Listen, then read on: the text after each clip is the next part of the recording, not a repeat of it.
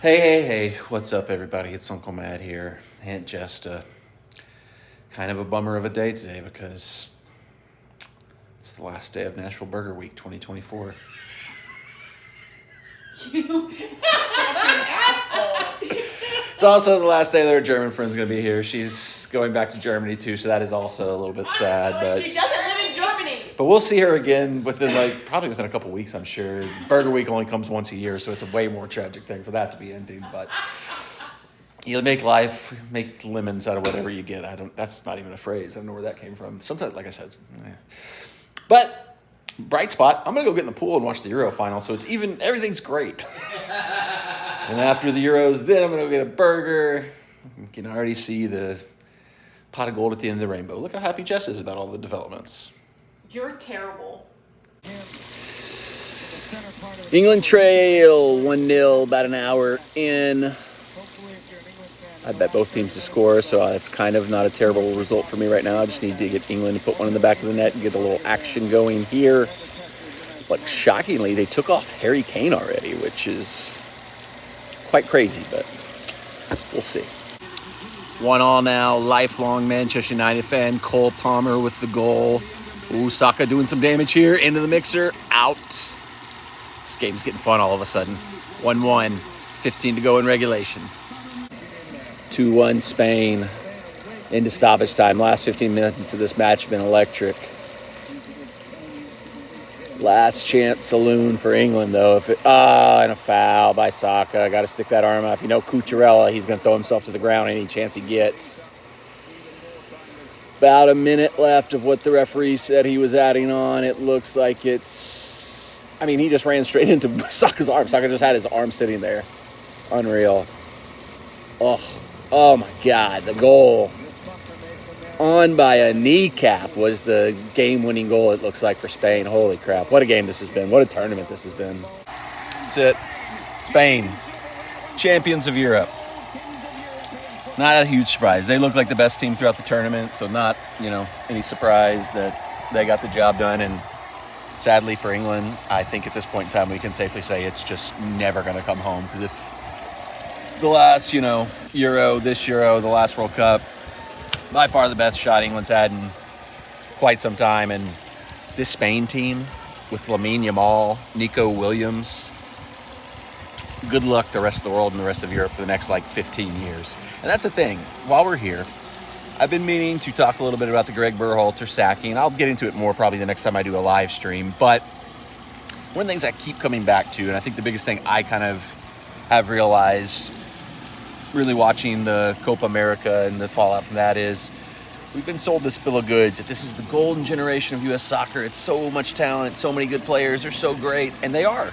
There's no doubt they're the best group of players U.S. soccer has ever had. But the bar for that was pretty low. So it's not like we're suddenly on the level of these insane teams. We think oh my God, Tim Weah, oh my God, Florian Balogun, and Spain's hold my beer, here comes Lamine Yamal. That's what you got to be aware of as a soccer fan is there are levels to this game. Football fan, whatever you want to call it. There are levels to this game. U.S. has elevated themselves to a certain level, but it's still nowhere near the top dogs in the rest of the world. So this idea we got to get ready for 2026. It's going to be on home turf. Ooh, it's coming home. It ain't coming home. We're nowhere near any of these teams. We never were going to be near any of these teams, whether it was Greg, whether it was Pep Guardiola, whether it was Klopp. There's a lot more that goes into being a top team than who your coach is when it comes to international soccer. And I don't know. Like I said, I'll do a live stream coming up soon because there's a lot to talk about with everything that's going on in Nashville. See what's been going on with the U.S. men's national team firing Greg Berhalter, the Euros, kind of recapping this whole tournament. But stay tuned for that. Well, that'll be coming up soon. You came for the burgers, and bonus, you got a little soccer chat, a little footy chat on the channel. All right, it's time for the Burger Week finale, and we went with a safe bet, a place we love, a place we knew would be good, whether, the burger is a hit or a major winner for the week. We know it's going to be good one way or the other. Sonny's, Patio Pub, and Refuge. We love this place. We were just here on 4th of July, actually, so if you haven't seen that vlog, go back and watch that one. But we're going to see. I'm going to get the burger for sure. Jessica said she might be tapping on a Burger Week. She might have hit her limit. Nashville Burger Week 2024 is officially in the books. We wrapped it up tonight at Sonny's. I didn't record too much there, like of us talking, just because there was a DJ pumping out the music, jamming it. It was pretty loud in there, which was fine, good vibes. He was playing some good songs, but wasn't ideal for recording conditions, especially when it's like, you know, popular music that would probably get copyright strikes if I caught too much of it on the sound. But we had a great experience there. As always, we love Sonny's. Jessica got a mimosa flight, and the bartender weirdly like had an extra margarita made, so he just gave it to me, and I was like, oh sure, I guess I'll take it. I gave it a sip, I gave it a try. It tasted pretty good. I'm not a drinker, so it's not my alley, but you know, if there's extra, I don't want it to go to waste, so I gave it a shot. But the burger special, the final one we had this week, was the pimento cheeseburger, a burger patty, bacon, pimento cheese, lettuce, tomato, and caramelized onions on a pretzel bun. A very simple, very straightforward burger. All the elements worked really well together. The one issue I had with the burger was the way it was structured. Like the onions, tomato, lettuce, and pimento cheese together kind of made it one of those burgers where like it was fighting to fall apart. Like I basically had to eat it all in one fell swoop. Like I couldn't put it down, because if I put it down, it was just gonna completely, everything was gonna slide off and it was gonna fall apart. But flavors worked. It all tasted good. It was a good, solid burger. You know, I think final score for the final burger of the week, let's go 7.6. I think that's a fair score and a fair rating for that burger. So let's go in, and now I will pull up the full list because we have to vote. That's the last thing we got to do to wrap up the week. I will say, you know, you can only eat so many burgers in a week. There's only so much time in the day.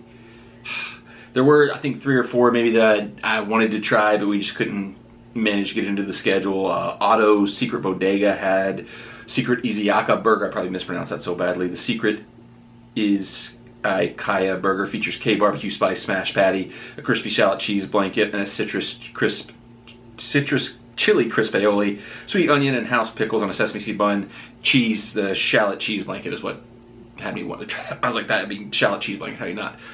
It's a place called Punk Walk. I'd never heard of it before, but they had kind of like an Asian-inspired burger, 2 smashed beef patties, 2 sliced American cheese, Iwai whiskey onions, sweet and spicy gosh. I'm probably mispronouncing all this. I probably shouldn't even try to do this. Mayo, house-made pickles, house-made kimchi, fried egg on a Martin's Famous roll. That was the Soul Town Smash Burger. And the only other one that really I was really tempted to try, but just never could quite find the right day to do it, never could find the right time, was a place called Thistle and Rye. Had a, now somebody corrected my pronunciation from the beer, I think I messed it up again. Beer, I think it's not Beria, beer, I probably still messed it up. Beria Burger, Beria Burger, 60-40 blend of ground beef, burrito based short rib. I probably still mentioned it up. It's a burrito burger, like, you know, burrito. I'm not gonna read the whole thing, but they'll probably be somewhere up here where you can like see it described and pause if you want to. But those are the only ones that I really like highlighted that I really wanted to try that we kind of missed. But there's only so much time in the day. There's only so many, you know, stops you can make on the Burger Week journey. So here are the scores, and looking at this board, like, I ate way too many cheeseburgers this week. So started off at Bad Axe, gave them a 7.2. Flat Tire Diner got a 7.4. Brown's 8.5. Southern Grist 8.2. The Pharmacy a 5. International Tea and Coffee 8. Southside 5.9. Cletus's 7.7, 51 South 7.1, Jack Brown's 7.9, and Sonny's 7.6. So overall winner 8.5 had to be Brown. So we're gonna go now. We're gonna cast our votes, and that'll be the official wrap up for Burger Week here. All right, so we've got multiple categories. We're gonna log our official votes. Best overall burger had to be Brown's. It was the 8.5, top all around. You can't beat that. So it gets the vote for best all around. Best traditional. This is interesting because like I don't know that we really ate anything that I would fully consider a traditional burger. Like, so we have to go a little bit outside the box here. I think the 2 closest ones, probably, I think the Bad Axe one could probably be in the mix. The one tonight from Sonny's could be in the mix. And I think Southern Grist, because those 3 were kind of slight variations on a basic burger, but they were still kind of basic. And of those, I think Southern Grist was my favorite. You know, it was the pimento cheese, very standard. Like I said, it was that perfect, just perfect burger. So I'm going to give them the vote for best traditional burger, even though you could maybe make the case that that wasn't a traditional burger. International Coffee and Tea were, Southern Grist was the one that was, I'm messing this all up. Southern Grist was the one with like the special pickles and like the hot honey. I was thinking of International Coffee and Tea that had just like the basic pimento burger that was pretty standard, pretty good. 8, I gave it an 8. Standard burger, traditional burger, closest as traditional as we probably got. So I'm going to vote them for best traditional. What do we got left? Most unique toppings. Since I've talked about them, I'll give Southern Grist most unique just because, you know, the pickled squash was a variation that I'd never seen before. Although the pickled watermelon at Brown's deserves a shot, but I'll spread the love around, so I will give Southern Grist a vote for most unique toppings just because the hot honey, the pickled squash, that was all a little bit different with the kind of like the honey butter that was on it. Yeah, I'll give them the vote there. And that's it. That is our 3 votes. We have logged our votes. The votes are in. Burger Week is in the books. Appreciate you watching. If you've missed any of the videos in the series, I've got a playlist to set up to where you can go back and watch any that you may have missed. I gotta say, this last 2 burgers, last night, or yesterday afternoon, and then today, I was feeling like the guy from Super Size Me, may he rest in peace, where I think my body was starting to turn against me and tell me to stop eating burgers. But we pushed through. We got the last burger in tonight at Sonny's, and it is fortunately in the books. Next week, probably going to have to do like salad week, Ozempic week, maybe, something like that to just reset and recover. But more obviously is going to be coming up on the channels. A lot of Nashville SC stuff's right around the corner. I think we got a home match next week, so we'll be there. Then we're going to have the introductory meet the coach meeting for BJ Callahan. I think it's like at Geo's Park on July 26th. I'll be there for that. July 27th is the Nashville Dash at the Castle Night 5K. I'm running that. And then we've got Leagues Cup the 31st. A lot of Nashville SC stuff coming up. I'm sure there'll be tons of other stuff going on that we'll have. NCAA 25 is dropping. 24, 25. I can't remember what year they went with on that. 25. Maybe I'll get that. We'll do some live streams playing that. I'm sure every, you know, college football fan in the world is just on pins and needles for that to drop next week. So we'll see what happens. Always gonna have fun stuff coming up. I appreciate everybody bearing with us for Burger Week. We made sacrifices this week to grind out those burgers and just I don't know. Thanks for watching as always. More to come. Subscribe to the channel, turn the bell on for notifications. Enjoy your life. No more burgers, but enjoy your bagels.